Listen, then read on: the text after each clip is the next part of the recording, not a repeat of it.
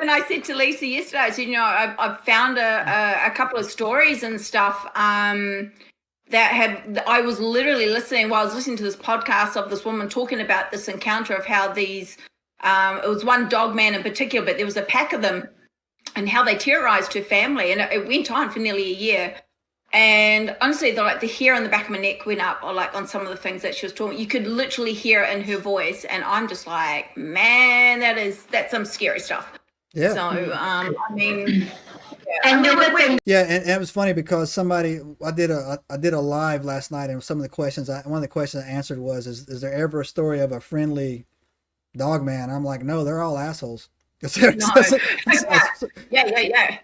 I've never the stories that I've heard along the way, I've never heard of any, oh, look how cute a Dogman. Some people tell you stories about people getting lost in the woods, and like a hairy man or a Bigfoot took care of them, guided them, got them in.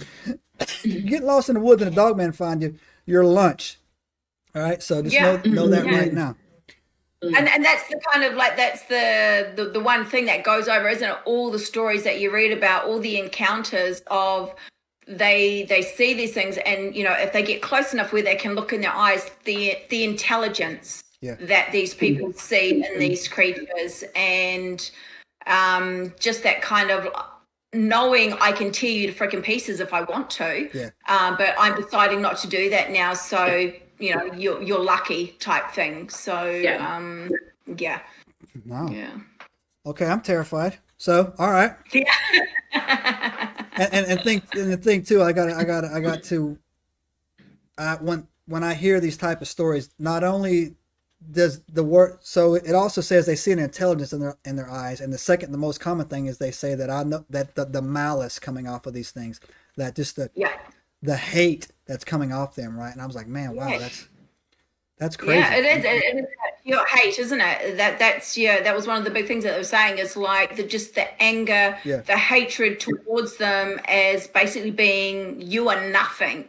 And just at the same time, I like some of the stories, and I have a really great story from one of our friends just down the road from our house, who's one of the members of Cryptid Women's Society, and she shared one of her stories as one of our first stories that we ever received, and we were both blown away because it was about seeing Dogman in Wellington here, and she was, her encounter wasn't super scary, she wasn't super afraid, but she was very much like, I think I don't need to be going after this guy. So maybe it's similar to, you get stories of Yowies and of Bigfoot and that sort of stuff where they're going about their business and you see them stumble across where they are and you're able to leave without having that really kind of like that feeling of dread and that feeling of you need to leave now, that sort of thing. And then you do get those encounters where people are just absolutely terrified because they've been made to feel that they need to leave now, or certain doom will, cover them. For sure, yeah. So I'm ready for some stories. What do y'all got for me? What do you got? All right, Lisa, do you want to start? You're at the bottom of the world. Let's start with you and work our way up. His history is John had an encounter when he was about 4 or 5 years old.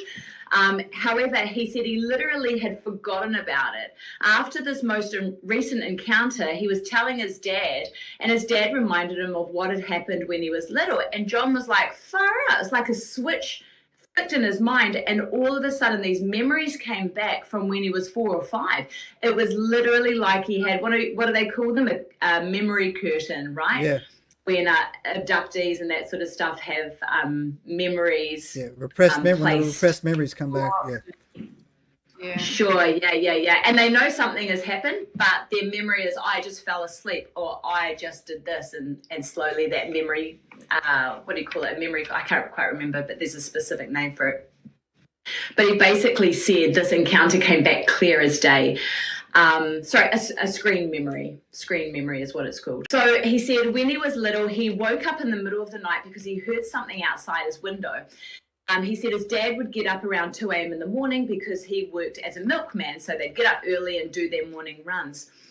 John said he got out of bed and he pulled the blinds from his window to see the head of a dog with its paws leaning on the window, looking straight at him. He could see its eyes.